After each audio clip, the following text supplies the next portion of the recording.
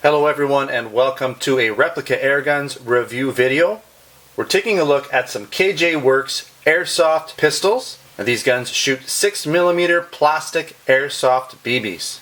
Now I know some of you are going to comment about me reviewing all of these guns together, and I get it. I know it's always nice to review them separately, especially if you're only looking or only interested in one model. I apologize for this, but I have a lot of guns I've got to get through. There's a bunch of rifles, blank guns, BB guns, air guns, you name it. I've got a bunch of reviews I'm still trying to get to. And all three of these guns are very similar in nature. And the fact that I'm reviewing them together gives me the opportunity to really compare them as well. If I was reviewing these separately, it's a bit hard to compare them because you can't remember all the details or exactly how one shot compared to another when you're reviewing them, say, a month apart. The fact that I was able to shoot these guns literally within minutes of each other really helped me to figure out some of the differences and similarities with all of these guns. Alright, so let's get through some of the basic facts. I'm kind of going to summarize a lot of these basic points and specifications for them, group them together. Now you can always go in and check out the specifications on my website. In the store, all the specifications for each gun is there for you, so you can revert back to that if you need the specifications in more detail. But essentially, again, these all shoot 6mm airsoft BBs, so plastic BBs. Now two of these guns came with CO2 magazines, and that would be the KP-02 here and the Elite 1A. Now the KP-07 came with a gas magazine. Now I did do some testing with the CO2 magazine, and I'm hoping to add this magazine into the store, so if you want to purchase this separately, you'll be able to. All of these guns are full metal, so they have metal frames and slides, and a lot of the main components are metal. Of course, there's going to be some plastic parts like the grips. Some internal parts are going to be plastic as well. Now they're all replicas, even if they don't have full branding and licensing on them. They are replicas of real steel guns. And you can see this is a SIG copy here. We obviously have a 1911 copy here. Now the Elite is fully licensed. It's the Elite 1A, and that's a Beretta Elite 1A copy, of course. All of these guns have the potential of shooting over 366 feet per second with a .20 gram BB, and that's what these guns were based on for importing into Canada. Now when I chronoed these guns, they did shoot a little bit under, but that's because I was shooting on a rather cool day. They do have the potential at shooting up and above 366 feet per second, but I will show you the chrono results for these guns. Now I just wanted to give you the basic weights of each gun dry. The KP-07 came in at 952 grams, which is about 2.1 pounds. The KP-02 came in at 898 grams, right around 2 pounds, just a hair under. And the Elite 1A came in at 892 grams, again, just under 2 pounds at about 1.9 pounds. Now all of these guns have blowback operation. They are not just replicas in terms of looks. They're fully functioning with full-size dropout magazines, full blowback. They replicate the actions of each gun very, very accurately. Look and feel is very accurate to the real steel again. Now I do have to say, in checking out all of these KJWorks guns, this is the first time I've been able to really get my hands on them. The fit, finish, quality is very, very good. It's some of the best that I've seen on airsoft or air guns in all of the guns that I've reviewed so far. And they are a little bit more pricey, say, than a KWC similar style pistol. But again, the fit and finish just seems to be a little bit better than the others. Alright, so at this point I'm going to just quickly walk around each gun just to show you it off. Again, I'm not going to go into a lot of detail. Let's start from right to left. Alright, so we have our KP-02 here, SIG copy, full-size dropout metal magazine, working decocker. Again, almost all metal. A lot of metal parts on this gun. Nice grips. You'll notice that the sights are white dot sights, front and back. This is a double and single action gun. Now you'll notice the magazine is kind of clumsy looking. That's because this is the CO2 magazine. I'm pretty sure you can get a gas magazine that would look a lot nicer. I'll look into that. I'm not sure if my supplier has it at this point, but I'm sure you can get it from somewhere at some point. Really nice gun. I'm kind of a big SIG fan, so I really like this gun just because it's such a close replica to the real steel SIGs. Alright, you'll notice here we have our 1911 KP-07. It does have, I guess, some sort of branding on it here, but not on the slide at all. The grips are nice. They're a little bit of a rubbery style, rubberized grip. Really nice trigger. Gorgeous trigger. Just like no creep at all. And it is a working back strap, by the way. So you do need to use the grip safety on it in order to fire it. You do have the .45 ACP on the barrel here.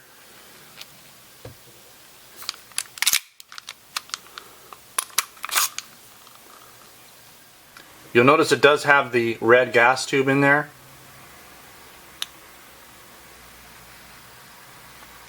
The magazine, a little bit more true to size, I guess you'd say, to a real 1911 single stack magazine. White dot sights, which is nice.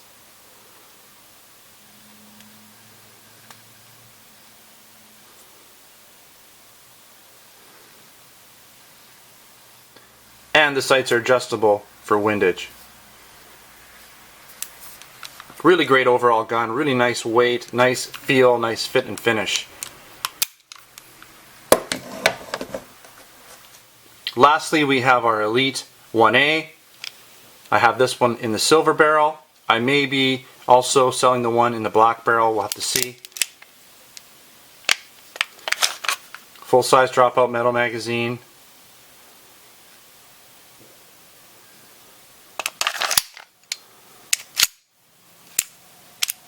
Ambidextrous safety. Single and double action. All of these guns field strip just like the real steel guns. I will field strip one of these for you quickly, but not all of them. Really nice. Again, all these guns primarily metal with just a little bit of plastic.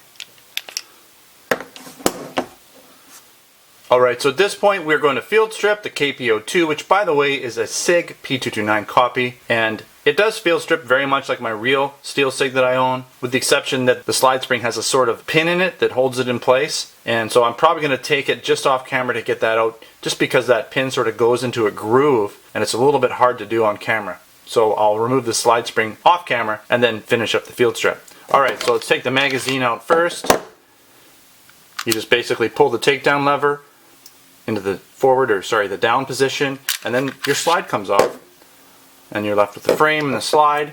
Now what I want to talk about here is, you see that little guide rod there? It's just a little hard for me to do off camera. You got to spin it just sideways. See, it's kind of hard. I'll do it off camera. So there's the slide spring and guide, and then your barrel essentially should just come out like this. And that's really how a real SIG would field strip, floating barrel design. Now there's an inner barrel inside there as well. I'm not going to take it right apart, but there is an inner barrel inside the full metal outer barrel. And so let's put that back together. I'll try this on camera. If I can't do it, I will just revert to off camera. Hey, I think I got it. There you go. All back together pretty much.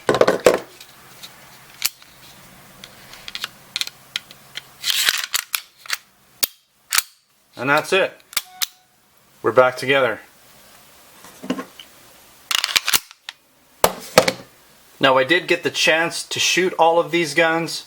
I put them through the chronograph, shot 5 rounds through each gun to get an average feet per second. I also shot them at a target from 20 feet out in a semi-rested position, so sandbag in the front, kind of kneeling in the back, but very stable platform to get a pretty decent overall accuracy out of them.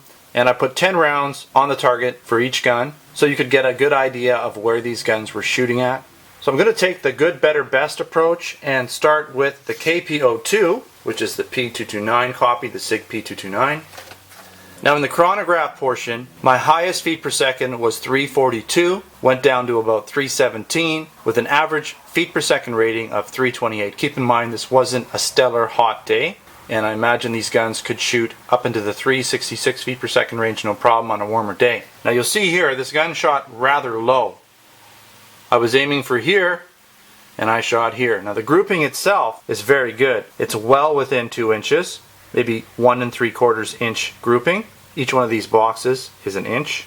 And overall it was centered as far as being in line, but it was a little bit low. Now I don't believe that this gun has any way to adjust that sighting in. You could use the hop up, I imagine, on this gun to get the BB to raise a little bit, especially out at longer ranges.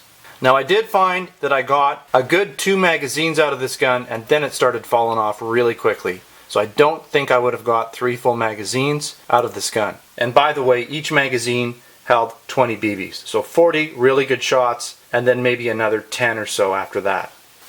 Now we're looking at the results for the Elite 1A, and you can see my grouping moved quite a bit higher up, but not quite centered. Just a hair to the right and just a little bit under the center mass there. But still a very reasonable grouping and not far off target.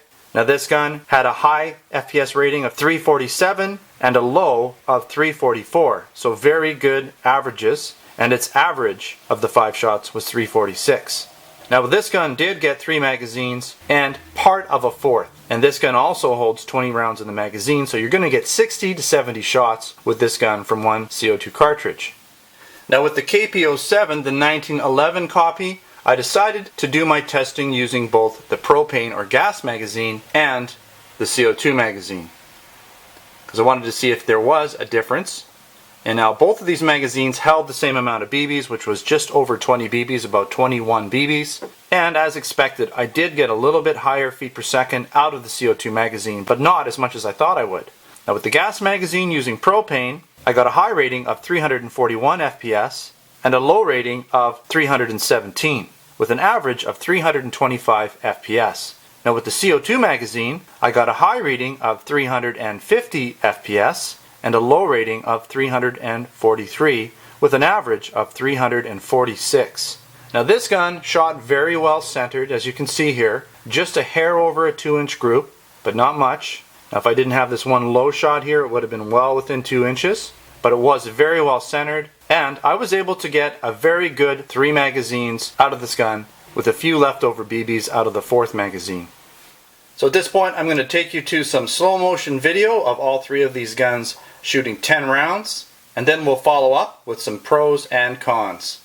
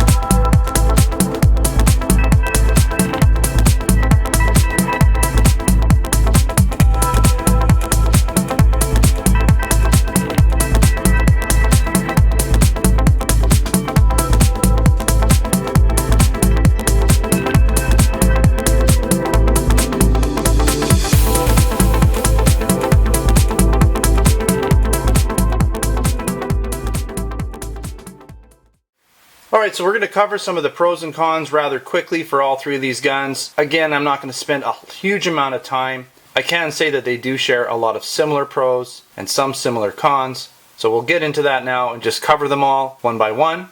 Now with the Elite 1A, I like the fact that it's an all metal gun, has very good weight. It also has a single action and double action trigger, and both actions are very smooth with very light trigger pull, even in double action. Now the Elite 1A is really the only fully licensed pistol that I'm showing you today, and that's a plus. It also got very good feet per second ratings, accuracy, and some of the most shots per CO2.